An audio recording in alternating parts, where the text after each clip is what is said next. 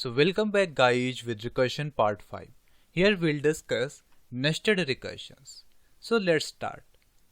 So nested recursion is a type where recursive call taking recursive call as parameter.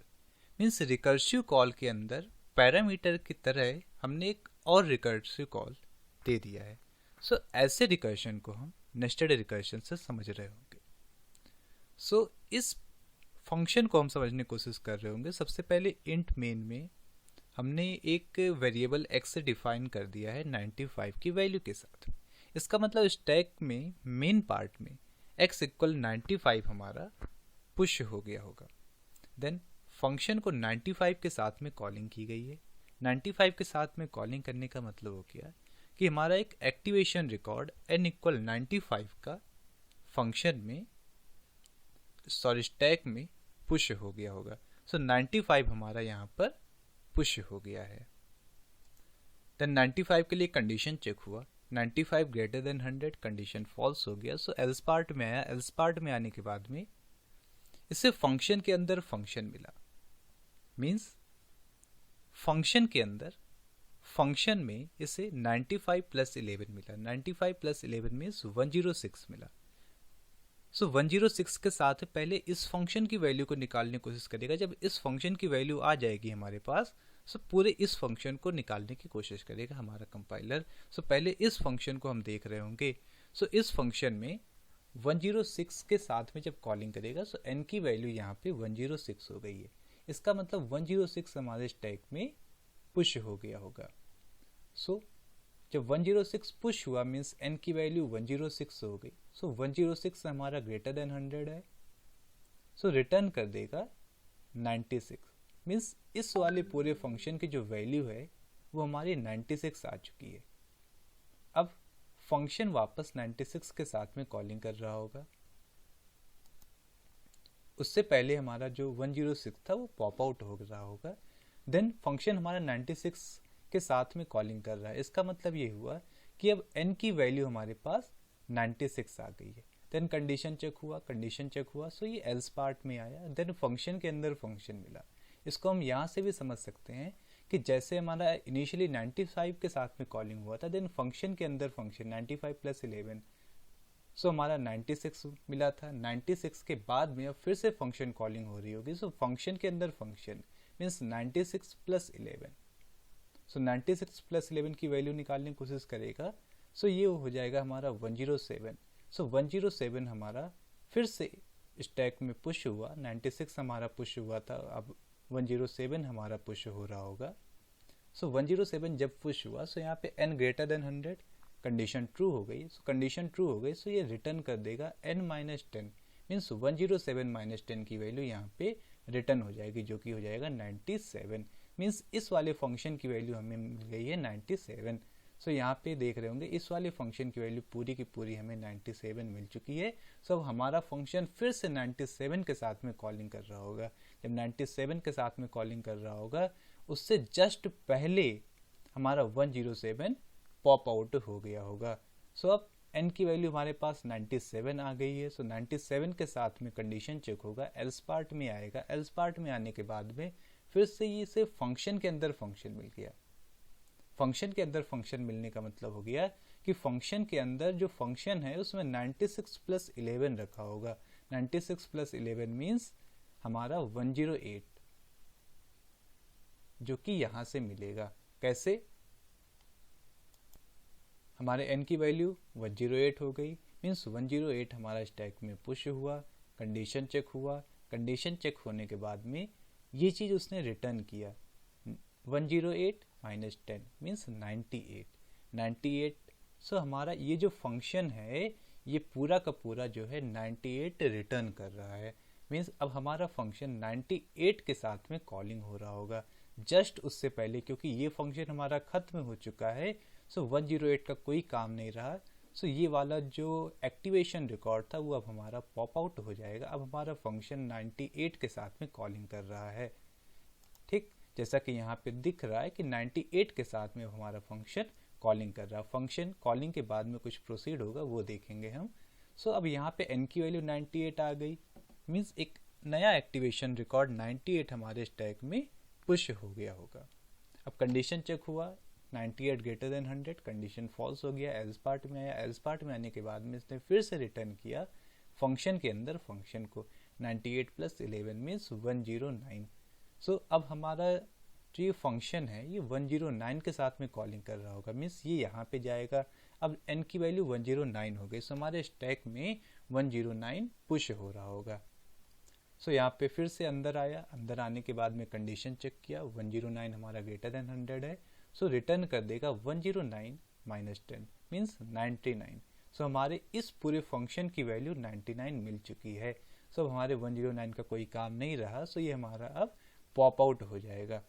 Means अब हमें क्या मिल गया, function के साथ में 99। सो अब वापस से जब इसे कॉल कर रहा होगा तो हमारे n की वैल्यू अब 99 हो रही होगी। मीन्स जो हमारा एक नया एक्टिवेशन रिकॉर्ड 99 का होगा वो हमारा स्टैक में पुश हो जाएगा। सो फिर से कंडीशन चेक होगा, 99 ग्रेटर देन 100, कंडीशन फॉल्स हो गया तो एल्स पार्ट में आएगा। एल्स पार्ट में आने के बाद में अब फिर से इसे फंक्शन के अंदर फंक्शन मिल गया। फंक्शन के अंदर फंक्शन में क्या है, 99 प्लस 11 मीन्स 110। सो अब हमारा ये जो पहले अंदर वाला फंक्शन है 110 के साथ में कॉलिंग कर रहा होगा। सो 110 के साथ में कॉलिंग करने का मतलब है कि 110 यहाँ पे n की वैल्यू है, मीन्स 110 हमारा एक्टिवेशन रिकॉर्ड में, सॉरी स्टैक में एक एक्टिवेशन रिकॉर्ड की तरह पे पुश हो गया होगा। सो कंडीशन चेक हुआ, 110 ग्रेटर देन 100 है, सो रिटर्न कर देगा 110 माइनस 10 मीन्स 100 मीन्स इस वाले फंक्शन की वैल्यू अब 100 आ गई है। सो जब कोई फंक्शन की वैल्यू रिटर्न हो गई, सो अब जो ये एक्टिवेशन रिकॉर्ड था 110 का, इसका अब कोई यूज नहीं रहा। सो ये वाला 110 हमारा पॉप आउट हो जाएगा स्टैक से। सो हमारा फंक्शन 100 के साथ में कॉलिंग कर रहा होगा। सो फिर से 100 के साथ में कॉलिंग करने का मतलब है कि n की वैल्यू अब हमारे पास 100 आ गई है। सो कंडीशन चेक हुआ, 100 ग्रेटर देन 100, कंडीशन फॉल्स हो गया। सो एल्स पार्ट में आया। अब एल्स पार्ट में आने के बाद में फिर से उसे फंक्शन के अंदर फंक्शन उसके अंदर 100 प्लस 11 मिल गया होगा। सो 100 प्लस 11 का मतलब हो गया कि 111। अब 111 हमारा फंक्शन के साथ में जब कॉल हो रहा होगा, सो ये यहाँ पे जाएगा, मीन्स अब n की वैल्यू हमारे पास 111 हो गई। सो 111 हमारा स्टैक के अंदर पुश हो गया होगा। अब यहाँ पे कंडीशन चेक हुआ, 111 ग्रेटर देन 100, कंडीशन ट्रू हो गया। सो 111 माइनस 10 मीन्स 91 हमारा रिटर्न कर गया। मीन्स इस वाले पूरे के पूरे फंक्शन की वैल्यू जो है वो 91 आ गई है। सो अब हमारा फंक्शन 91 के साथ में कॉलिंग कर रहा होगा। सो 91 के साथ में कॉलिंग करने से जस्ट पहले जो हमारा 111 था ये हमारा फंक्शन से पॉप आउट हो गया होगा। सो 91 के साथ में जब कॉलिंग करेगा, सो यहाँ पे n की वैल्यू हमारे पास 91 आ गई। कंडीशन चेक होगा, 91 ग्रेटर देन 100, कंडीशन फॉल्स हो गया। देन यहाँ पे एल्स पार्ट में है। एल्स पार्ट में आने के बाद में फंक्शन के अंदर फंक्शन में 91 प्लस 11, क्या ये होना चाहिए? आंसर है नहीं। जब हमारा 111 हमारा जब पॉप आउट हुआ था, सो यहाँ पे हमारे पास 91 मिला था। सो अब ये फंक्शन के अंदर 91 के साथ में देख रहा होगा।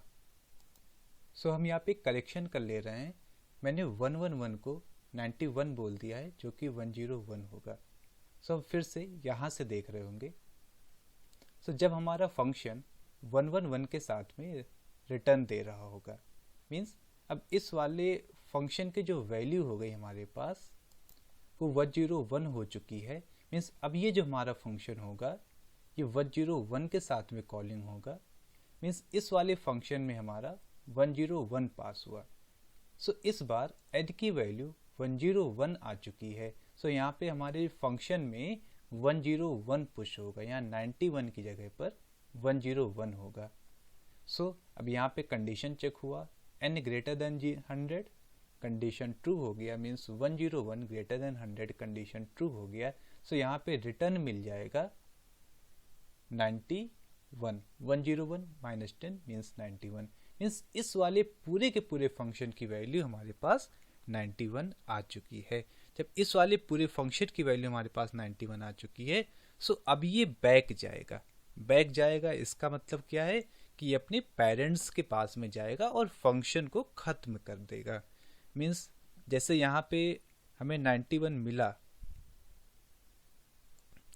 देन ये इसके पास गया, ये इसके पास गया, इसके पास गया, इसके पास गया, इसके पास गया, इसके पास गया, इसके पास गया, इसके पास गया, देन इसके पास, देन इसके पास, देन इसके पास, देन इसके पास, एंड देन हमारा जो फंक्शन है वो ओवर हो गया होगा। सो इस तरीके से हमें जो वैल्यू मिली है, जो रिटर्न वैल्यू मिली है, वो 91 मिली है, क्योंकि यहाँ पे हमें इंट टाइप का एक वेरिएबल रिटर्न करना था। सो यहाँ पे हमें रिटर्न की वैल्यू जो है वो 91 मिल चुकी है। सो यहाँ पे इस पूरे फंक्शन को कॉल करने के बाद में ये 91 हमारा रिटर्न कर देगा। मीन्स हमारे मेन फंक्शन में z की जो वैल्यू होगी वो 91 हो जाएगी। सो यहाँ पे प्रिंटफ कर देगा हमारा 91। सो हमारा आंसर आ जाएगा 91। सो अगर हम एक बार इस फंक्शन को दोबारा देखें तो इससे बेसिकली हम क्या कह रहे होंगे, हम नेस्टेड फंक्शन में एक फंक्शन के अंदर जो पैरामीटर होता है उसमें हम वही वाला फंक्शन दोबारा से कॉल कर रहे होंगे। ठीक। सो अगर हम जल्दी से इसे देख ले रहे हैं, सो यहाँ पे n की वैल्यू 95 थी इनिशियली, 95। सो यहाँ पे एल्स पार्ट में आया, कंडीशन देखा 95 + 11 मीन्स 106। तो हमारा ये वाला फंक्शन 106 के साथ में कॉलिंग हुआ, 106। यहाँ पे n की वैल्यू आ गई है, कंडीशन ये ट्रू हो गया। सो यहाँ से रिटर्न हो गया 106 - 10 मीन्स 96। मीन्स इस वाले फंक्शन की वैल्यू 96 रिटर्न हो गया और हमारा जो 106 था वो हमारे स्टैक से पॉप आउट हो गया। सो अब ये फंक्शन हमारा 96 के साथ में कॉलिंग कर रहा होगा। अब 96 के लिए n की वैल्यू हमारे पास 96 आ चुकी है, कंडीशन चेक हुआ, एल्स पार्ट में आया, फंक्शन के अंदर 96 + 11 आया मीन्स 107।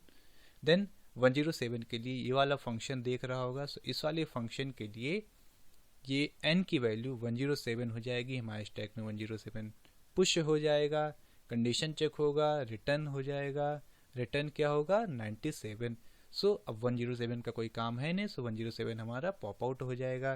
देन 97 के साथ में ये वाला फंक्शन कॉल करेगा। अब n की वैल्यू हमारे पास 97 है, ठीक, जो कि हमारा फंक्शन के अंदर पुश हो गया होगा। सो यहाँ पे 97 + 11 हो जाएगा मीन्स 108 हो जाएगा, मीन्स इस फंक्शन के अंदर 108 होगा। सो यहाँ पे n की वैल्यू हमारे पास 108 होगा, जो कि फंक्शन के स्टैक के अंदर पुश हुआ होगा। सो यहाँ पे कंडीशन चेक हुआ 108 > 100, तो रिटर्न कर देगा हमारे पास 108 - 10 मीन्स 98। मीन्स इस वाले फंक्शन की वैल्यू हमारे पास 98 आ गई है। देन अब पूरे फंक्शन को 98 के साथ में कॉलिंग कर रहा होगा। सो फिर से हमारे पास उससे पहले हमारा जो 108 था वो हमारे फंक्शन से पॉप आउट हो गया होगा। सो हमारे पास n की वैल्यू अब हमारे पास 98 आ गई है।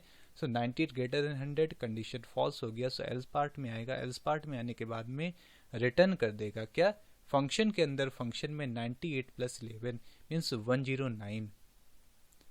सो अब ये वाला फंक्शन 109 के साथ में कॉलिंग कर रहा होगा। तो यहाँ पे हम देख सकते हैं 109 हमारा n का वैल्यू हो जाएगा। सो स्टैक में पुश हो जाएगा 109। देन कंडीशन चेक हुआ, कंडीशन चेक होने के बाद में अब ये रिटर्न क्या कर रहा है 109 - 10 मीन्स 99। सो इस वाले फंक्शन की वैल्यू हमारे पास 99 हो गई। देन ये वाला जो पूरा फंक्शन था वो 99 के साथ में कॉलिंग करेगा और उससे पहले जो 109 था उसका काम खत्म हो चुका, तो हमारे स्टैक से वो पॉप आउट हो जाएगा। सो इस वाले फंक्शन को अगर हम 99 के साथ में कॉल कर रहे होते सो n की वैल्यू हमारे पास 99 आ गई है।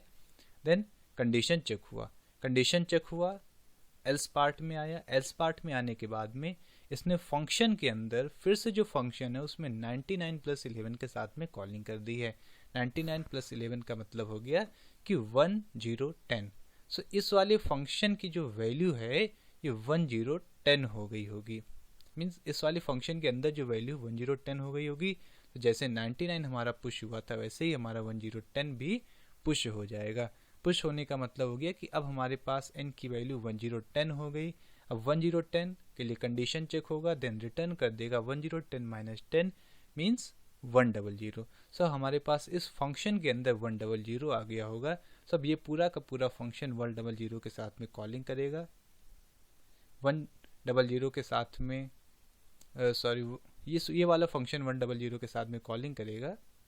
सो यहाँ पे 100 प्लस 11 आ जाएगा, मीन्स 110 आ जाएगा। 110 आने का मतलब ये हुआ कि हमारे पास अब 111 आने का मतलब ये हुआ कि हमारे पास n की वैल्यू अब 111 आ गई है। सो 111 हमारा फंक्शन में पुश हो जाएगा। देन कंडीशन चेक होगा। सो हमारे पास रिटर्न क्या मिलेगा? रिटर्न मिलेगा 111 माइनस 10 मीन्स 101। सो हमारा अब 101 स्टैक के अंदर पुश होगा। यहाँ 91 लिख दिया मैंने, यहाँ पे 101 होना चाहिए। उससे पहले हमारा 1111 जिसका काम खत्म हो चुका था, सो वो रिटर्न हो जाएगा, पॉप आउट हो जाएगा ये अपने आप। सो यहाँ पे अब हमारा फंक्शन 101 के साथ में कॉलिंग कर रहा होगा।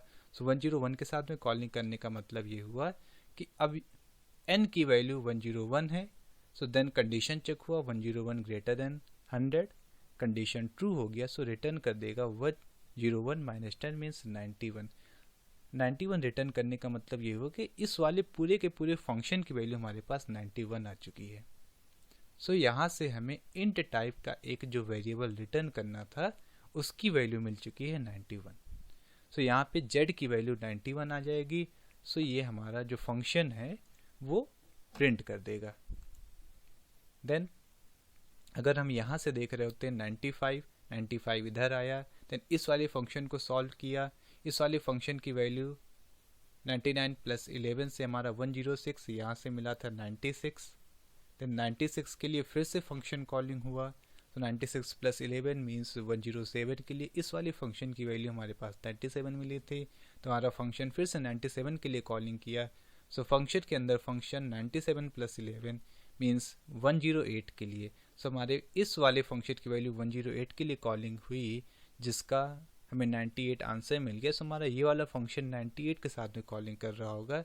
देन 98 के साथ में कॉलिंग करने का मतलब कि फंक्शन के अंदर फंक्शन में हमारे पास 98 प्लस 11 आ रहा होगा, मीन्स ये हमारे पास 109 आ रहा होगा। सो हमारा ये वाला फंक्शन 109 के साथ में कॉलिंग करेगा, मीन्स यहाँ से हमें 99 रिटर्न मिलेगा। सो हमारा अब ये वाला फंक्शन 99 के साथ में कॉलिंग करेगा, मीन्स फंक्शन के अंदर फंक्शन में हमारे पास 99 प्लस 11 मिल रहा होगा, मीन्स 110 मिल रहा होगा। सो अब ये वाला फंक्शन हमारे पास 110 के साथ में कॉलिंग कर रहा होगा। सो हमें रिटर्न क्या मिल जाएगा? रिटर्न मिल जाएगा 100। सो ये वाला फंक्शन हमारा 100 के साथ में कॉलिंग होगा। सो 100 प्लस 11 के लिए इस वाले फंक्शन को सॉल्व करेगा, तो ये हमारे पास 101 आया। सो ये वाला फंक्शन हमारा 101 के साथ में कॉलिंग करेगा। सो 91 हमारा आंसर आ रहा होगा। ठीक। सो अगर हम स्टैक की बात करें तो स्टैक में अभी भी हमारे पास 95 है, 96 है, 97 है, 98 है, 99 है, 100 है और यहाँ पे 101 है, जो कि बारी बारी से हमारा पॉप आउट हो जाएगा। So thanks for watching.